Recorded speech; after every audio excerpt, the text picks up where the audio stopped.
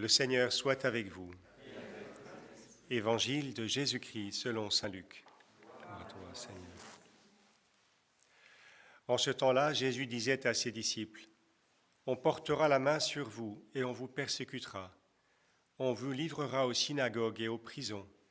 On vous fera comparaître devant des rois et des gouverneurs à cause de mon nom.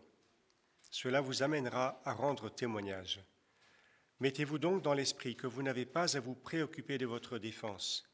C'est moi qui vous donnerai un langage et une sagesse à laquelle tous vos adversaires ne pourront ni résister ni s'opposer. Vous serez livrés même par vos parents, vos frères, votre famille et vos amis, et ils feront mettre à mort certains d'entre vous. Vous serez détestés de tous à cause de mon nom, mais pas un cheveu de votre tête ne sera perdu. C'est par votre persévérance que vous garderez votre vie. Acclamons la parole de Dieu. Louange à toi, Seigneur.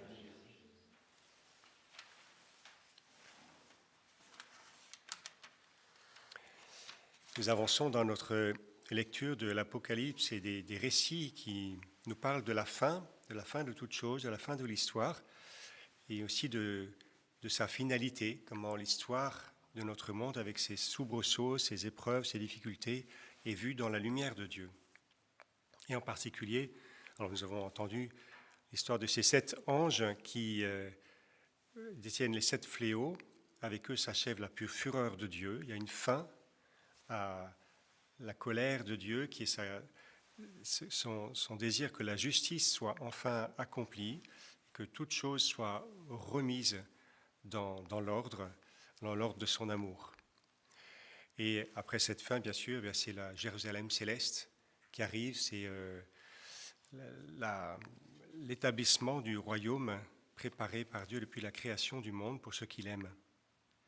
Et ici, dans cette vision qui aboutit à plus de paix, finalement, après tous ces soubresauts, on a cette fameuse mer de cristal mêlée de feu, quelque chose qui n'existe pas sur cette terre, bien évidemment, qui une alliance d'images qui dit quelque chose du ciel, qui n'est pas de cette terre.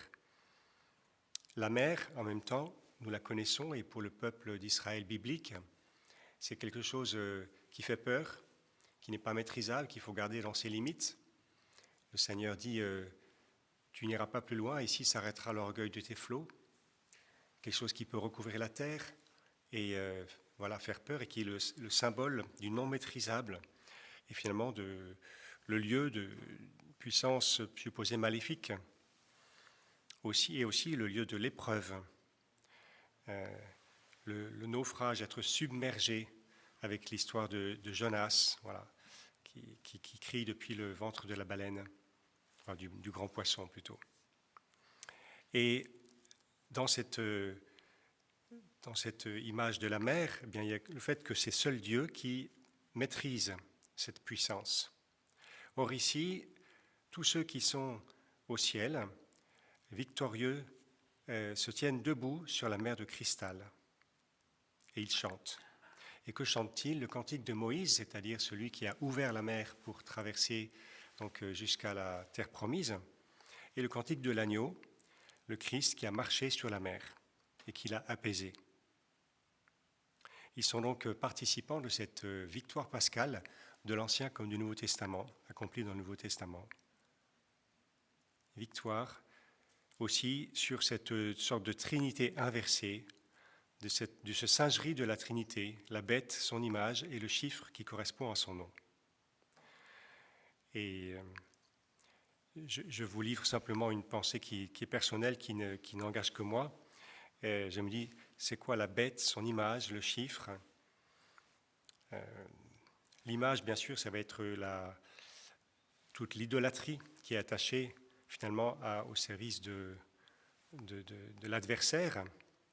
Et puis le chiffre, pourquoi? Ça fait depuis longtemps dans la Kabbale, qu'on parle des chiffres, mais il me semble qu'aujourd'hui, on arrive de plus en plus à une société du chiffre, dans tout le sens que ça représente, de l'argent de plus en plus virtuel, où les choses semblent se virtualiser de plus en plus, se concrétiser dans le virtuel. voilà, ça vaut ce que ça vaut, mais en tout cas, c'est une victoire sur cette trinité inversée, singée, de ceux qui sont debout sur la mer de cristal. Et puis dans l'Évangile, juste un mot, c'est ce qui apparaît fortement, c'est que le témoignage est d'autant plus fort qu'on est en situation contrainte, de persécution, de comparution, de prison. Ce n'est pas forcément des situations qu'on doit désirer, et en même temps, elles donnent lieu à une aide de l'Esprit Saint plus forte et à un témoignage plus fécond. Donc dans les situations que nous vivons aujourd'hui, qui peuvent donner lieu à bien des pensées, des craintes, une situation d'épreuves de différentes sortes qui se marient entre elles, nous pouvons espérer et croire et voir déjà qu'un témoignage plus fort devient possible. Donc on ne demande pas les situations contraintes, mais on demande vraiment que le témoignage soit plus fécond, et nous pouvons prier pour cela dans cette Eucharistie.